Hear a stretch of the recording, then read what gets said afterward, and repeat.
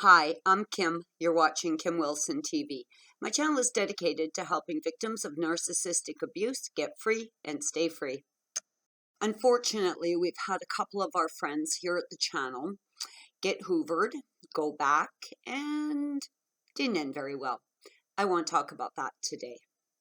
When you first start to recognize that there is something really serious wrong within your relationship, I mean, not your garden variety relationship issues, but something quite extraordinary. You start looking around for some answers, and now you're confronted with the very real possibility that this creature may not even exist. The thing might be demonically possessed. It has one agenda, and that is to destroy you. No, it never loved you. It was never real. None of it. All of it lies. The triangulation intended to hurt you. The cheating, the lying intended to hurt you. All of it. All of it. The financial abuse. I mean, Christ, I could go on all day. We all know what this shit looks like. But the reality is, this is almost impossible to understand. Why? We want to believe in love. We want to believe that most people at the core of who they are good and decent people. It's just hard to imagine that there's these empty meat suits walking around packed full of demons, very likely Jezebel, who are absolutely targeting empaths, way showers, earth angels for no reason other than to unleash an agenda of hell on them, to destroy them, potentially lead them to suicide if they get their way. And as you start to wake up to it, tremendous amount of heartbreak, tremendous amount of confusion, a very unsettling feeling that certainly led me to have night terrors for quite some time. I really felt like every aspect of my life had been filthied up. I mean, they're so all-consuming. They just glom onto everything. And when you're trying to reestablish your life and move on, oh man, you got quite a pile of filth to tidy up. And I get all that. I do. I get all that. So when the narc now reappears after discarding you so horribly, just dropping you like a hot potato, and now they come back, and now they're sorry. They've made a mistake. They really love you. They've changed. I mean, I went back 7 times for sure. Now I'm saying 7 because 7's the average for a victim of narcissistic abuse. But honestly, it could be 8 or 9 times. I'm not sure. A lot. I went back a lot. Why? Because I wanted to believe he was sorry. I needed that validation for the way I felt. I wanted to believe he changed because I had worked so diligently to try and love him well. I wanted to think that everything I had done was for something, like there was some meaning to it. And back I'd go, in love and hopeful, with a renewed sense of faith that the relationship could work, to holy shit show Batman, what have I done? Oh, I know I'm not the only one. I know it's happened to lots of you, and from the emails I've received in the last couple days, there seems to be a real surge of it again. Though it would be nice to believe it. Ugh.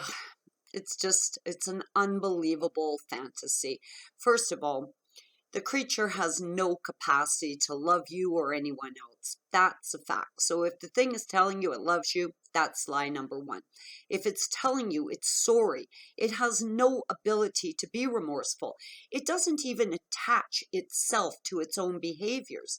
As Sam Vaknin calls it, the Body Snatcher movie, he makes reference to that Day of the Body Snatchers, because the narcissist is more likely going to detach themselves from their actions, and almost that like 1970s kitschy saying the devil made me do it, that sort of thing. So they can't be sorry because they don't even acknowledge what they've done. They have no ability to associate that disgusting behavior with themselves. Therefore, they are never going to be sorry. The fact that they've changed, well, first of all, to be able to change, you have to do a little soul searching, recognize there is a flaw in your character or in a certain behavior that you recognize and become willing to fix.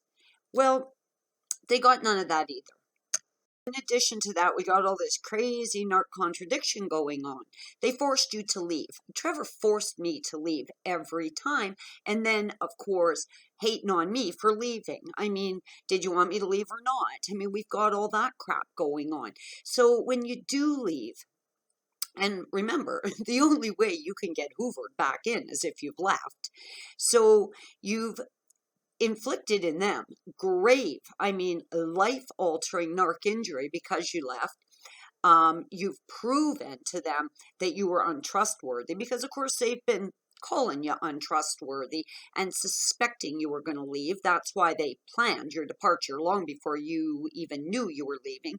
So you're in all this crazy gaslighting, mindfuckery, just utter insanity. But to the narc, you've gravely injured them. I mean, the nerve, the audacity of you to walk out of this miserable relationship, hurting them so horribly. They have no recognition of the pain they've caused you. And I'll tell you, when I left, it hurt me. I didn't want to leave Trevor. I wanted to make it work. Never considering the fact that you may have been hurt by your own departure. No, none of it. It's all about them and the incredible injury that they sustained. So when they say they want you back, it's not because they love you, it's to get revenge. They want revenge for you narc injuring them. And another thing I think we'd all agree is they move very quickly into a new relationship, or at least a low grade, temporary narc supply kind of situation. This too will piss them off. The fact that they've lost primary supply, have now had to resort to some low-grade temporary supply, all of it is pissing them off. So when they come humbly asking for your forgiveness, this is not what they want. They just want to lure you back so they can lay a serious narc whooping on you. Initially, the first time I left and I got hoovered back, Trevor hoovered me back actually by cutting his wrists. And I went back. His mother actually guilt tripped me into going back. And he was good for months. Like, I actually did feel like there was some remorse. But, of course, the narc smirk starts showing up again and all the weird shit starts happening again. But by the last time I went back, I barely had my shoes off at the front door and he was in full narc attack. So I think their desire to get revenge really causes them to accelerate. And the more times you've left, or, depending on how bad the breakup was, especially if you just walked away, went no contact, and just, you committed that act of final discard, they're going to be absolutely seething, raging mad, absolutely determined to get revenge on you. It's never going to end well if you go back. When I first started looking into narcissism, everything I came across said you got to leave. And I was pissed about that. I wasn't looking for that answer. I needed the answer to how do I fix this? I'd already invested 5 years and I wanted to fix it. And everything, everyone, every video, every vlog, blog, every book I read, everything said, you got to get out of there. And there's a reason for that. Hey, guys, you got to get out of there. That's it. That's all. You got to get out of there. I think we're all in a really exciting sort of moment in history right now as the global awakening continues. I think you can just feel the vibrations coming up as people wake up to what's going on, not just in these narcissistic relationships, but in the global narcissist that's affecting so many of us. And I think as the awakening continues, they're becoming almost accelerated in their abuse, maybe a sense like they've been backed into a corner or they're being exposed at such a rapid rate. It may be fueling them. So please be very, very careful if you're being hoovered right now. Truly knowing that every word that comes out of their mouth is a lie is going to help keep you safe from hoovering.